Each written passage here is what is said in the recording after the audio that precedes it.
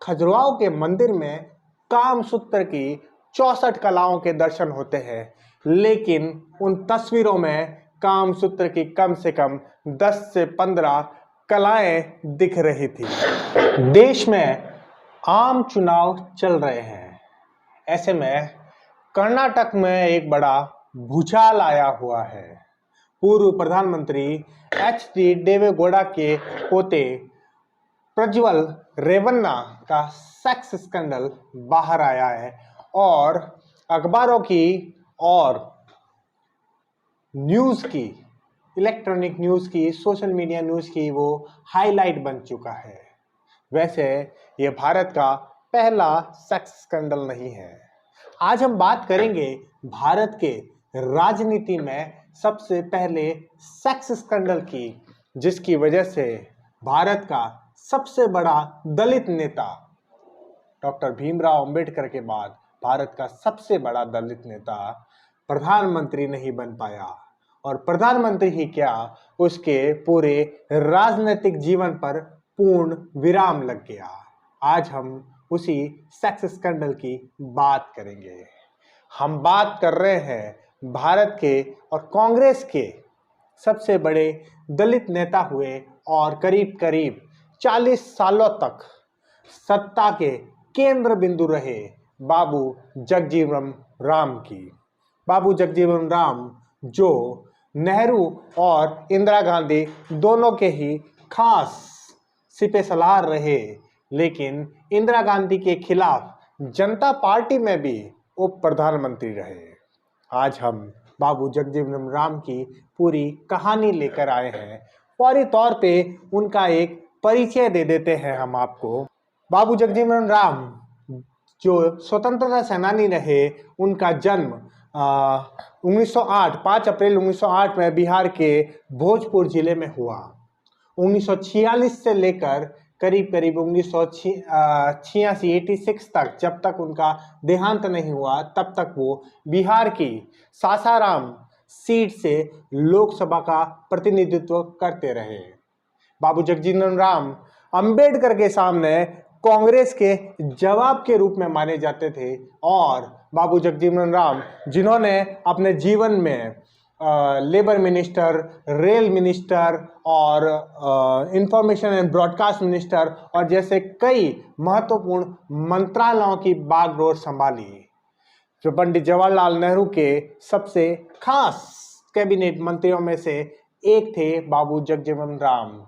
आज देश में जितने भी श्रम कानून शुरुआती तौर पे जब बने, जब भारत आज़ाद होने के बाद भारत का वापस से पुनर्निर्माण हो रहा था, उस जमाने में जितने भी लेबर कोड बने, श्रम कानून बने, श्रम सुधार हुए, उन सब का श्रेय बाबू जगजीवन राम को ही जाता है।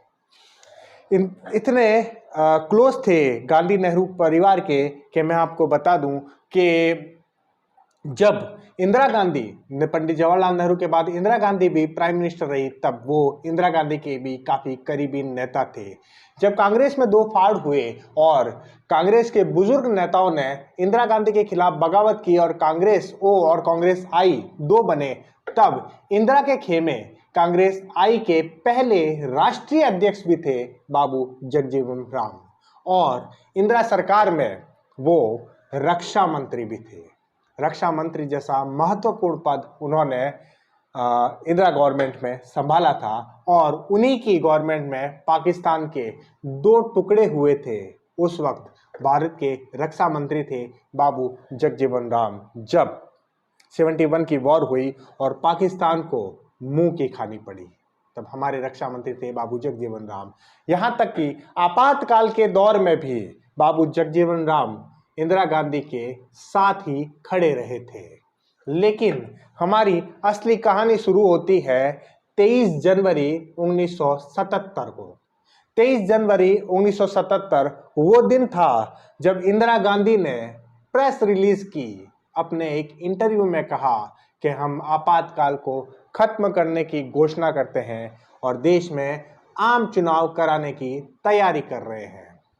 उस वक्त इंदिरा गांधी बहुत कॉन्फिडेंट थी कि 18 महीने के आपातकाल के बाद भी वो सरकार में वापसी कर जाएगी उसका बहुत बड़ा कारण था बाबू जगजीवन राम, क्योंकि उनके नाम के साथ जुड़ा था हिंदुस्तान का पूरा बहुत बड़ा दलित वोट। लेकिन फरवरी के महीने में आते आते बाबू जगजीवन राम ने खेल खेला, और खेल ये खेला कि उन्होंने इंदिरा गांधी के खिलाफ बगावत कर दी और जाके जनता पार्टी से जुड़ गए और इंदिरा गांधी के खिलाफ ही चुनाव लड़ा। जिस व्यक्ति पर इंदिरा गांधी का अंधा विश्वास था, उसने इंदिरा गांधी के खिलाफ ही इमरजेंसी के बाद, चुनाव डिक्लेयर होने के बाद बगावत कर दी। उनको लगता था कि अब सही मौका है, वो प्रधानमंत्री बन सकते हैं। वैसे जब आपातकाल के बाद आम चुनाव की घोषणा हुई थी तो जनता पार्टी के नेता भी बहुत ज्यादा जीत को लेकर आश्वस्त नहीं थे, लेकिन जैसे ही बाबू जगजीवन राम ने खेमा बदला, जनता पार्टी की भी बल्ले बल्ले हो गई और उन लोगों को भी विश्वास होने लगा कि अब इंदिरा सरकार को गिरा के हम नई गवर्नमेंट बना लेंगे। हुआ भी ऐसा। इंदिरा गांधी और संजय गांधी समेत कांग्रेस सारी हाशिए पे चली गई और जनता पार्टी बहुमत के साथ चुनाव जीतकर लोकसभा में पहुंच गई। लेकिन झगड़ा तो अब शुरू हुआ था, प्रधानमंत्री कौन बनता। प्रधानमंत्री के 3 दावेदार थे, चौधरी चरण सिंह, मोरारजी देसाई और जगजीवन राम, बाबू जगजीवन राम। चौधरी चरण सिंह को सेट कर दिया गया था राजनारायण जी के जरिए और मोरारजी का समर्थन करवा दिया गया था। लेकिन बाबू जगजीवन राम, जो देश के सबसे बड़े दलित नेता थे और उस वक्त उनके समर्थन में लोकसभा में करीब 200 से ज्यादा सदस्य भी थे, उनको मैनेज करना था। तो गांधीवादी नेता और इंदिरा के खिलाफ सारे राजनीतिक समीकरण के सूत्रधार रहे जयप्रकाश नारायण जेपी, उनको उनके पास भेजा गया। उन्होंने रूखे गले से उनसे रिक्वेस्ट की कि प्लीज मोरारजी को प्रधानमंत्री बनाने दो। उनकी उस रिक्वेस्ट पे बाबू जगजीवन राम मान गए और उन्होंने उप प्रधानमंत्री का पद और रक्षा मंत्री का पद संभालते हुए मोरारजी को प्रधानमंत्री बनने दिया। लेकिन चंद महीनों में जनता पार्टी की बंद कलाई खुल गई। तीनों नेताओं के बीच में आपसी खींचातानी सामने आने लगी। तीनों ही नेता अपने जनता पार्टी की सरकार को अलग अलग दिशाओं में ले जा रहे थे। मोरारजी का अड़ियल स्वभाव सबको परेशान कर रहा था और सबसे ज्यादा परेशान कर रहा था चौधरी चरण सिंह को। ऐसे में इंदिरा गांधी और संजय गांधी की बारीक नजर उस सरकार पे थी। उन्होंने चौधरी चरण सिंह को साधा चाहा। 1978 का दौर आया जब चौधरी चरण सिंह और राजनारायण को हाशिए पे ला दिया गया था। तब संजय गांधी ने चौधरी चरण सिंह के लेफ्टिनेंट रहे राजनारायण से एक गुप्त मुलाकात की और एक प्लानिंग की कि मोरारजी की सरकार को गिरा के चौधरी चरण सिंह को प्रधानमंत्री बना दिया जाए। लेकिन सबसे बड़ा रोड़ा था वो था बाबू जगजीवन राम, क्योंकि वो सबसे बड़े दलित नेता थे और उनके साथ सबसे ज्यादा सांसद भी थे। तो बाबू जगजीवन राम को मैनेज करना था। 21 अगस्त 1978 मशहूर पत्रकार खुशवंत सिंह के दफ्तर में एक लिफाफा गया। जब खुशवंत सिंह ने वो लिफाफा खोला तो उसमें कुछ तस्वीरें थी। वो तस्वीरें देख के खुशवंत सिंह भौचक के रह गए। खुशवंत सिंह ने अपनी आत्मकथा में लिखा है कि खजुराहो के मंदिर में कामसूत्र की 64 कलाओं के दर्शन होते हैं, लेकिन उन तस्वीरों में कामसूत्र की कम से कम 10 से 15 कलाएं दिख रही थी। वो किसी व्यक्ति की अंतरंग तस्वीरें थी, एक लड़की के साथ संभोग करती हुई तस्वीरें थी। वो पहला सेक्स स्कैंडल था भारतीय राजनीति का और वो तस्वीरें थी बाबू जगजीवन राम के बेटे सुरेश राम की, जो उस वक्त 46 वर्ष के थे और उनके रिश्ते थे दिल्ली यूनिवर्सिटी की एक लड़की सुषमा के साथ। वैसे बाबू जगजीवन राम के बेटे ने, सुरेश राम ने, अपने पुलिस में बयान ये दिया था कि कुछ लोगों ने उसे अगवा करके कुछ नशीला पदार्थ फैला दिया था और उसके बाद एक लड़की के साथ उनकी तस्वीरें खींच दी थी। लेकिन कोर्ट ने इस बात को नहीं माना। कोर्ट ये कहती रही कि नशे की हालत में कोई व्यक्ति संभोग कैसे कर सकता है। वो तस्वीरें खुशवंत सिंह के यहाँ पर ही क्यों गई थी? क्योंकि खुशवंत सिंह कंसल्टेंट एडिटर थे सूर्या मैगजीन के, और वो सूर्या मैगजीन किसकी थी?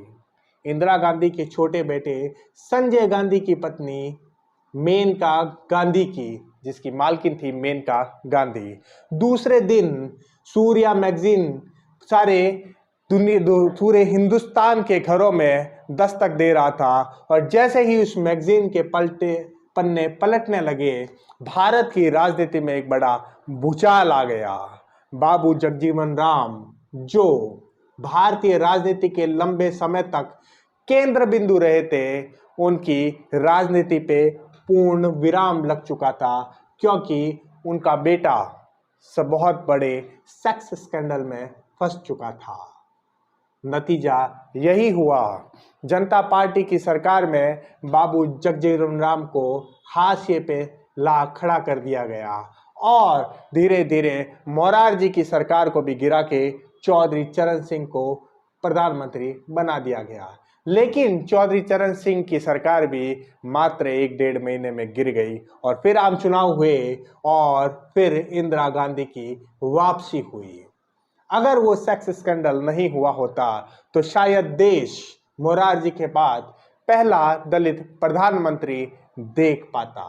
अगर वो सेक्स स्कैंडल नहीं हुआ होता तो शायद इंदिरा गांधी की राजनीति में वापसी भी नहीं हुई होती, और शायद देश की राजनीति कुछ और दिशा में चली जाती। वो सेक्स स्कैंडल जिसने भारत की राजनीति के रंग और रूप दोनों को बदल के रख दिया, वो था भारतीय राजनीति का पहला सेक्स स्कैंडल। ये कहानी थी भारत के राजनीति के उस दलित नेता की, जो अपने बेटे की करतूत की वजह से अपने राजनीतिक कैरियर को खत्म होते हुए देखता रहा। आखिरकार 1986 में बाबू जगजीवन राम की दुखद मृत्यु हो गई।